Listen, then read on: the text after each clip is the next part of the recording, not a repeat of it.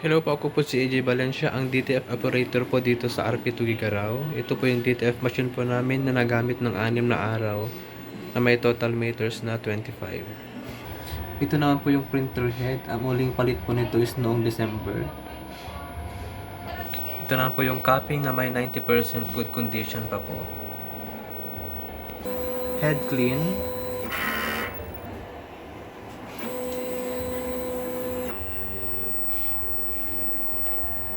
Punasan ang wiper after head clean.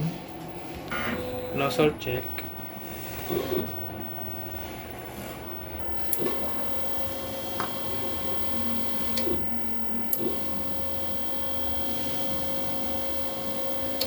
Andito naman yung ink tank area. Ang ink system level namin is tama lang. Ito naman po yung waste tank na nalinis noong isang araw. Ito po yung AVR na may 220 volt and ground wire.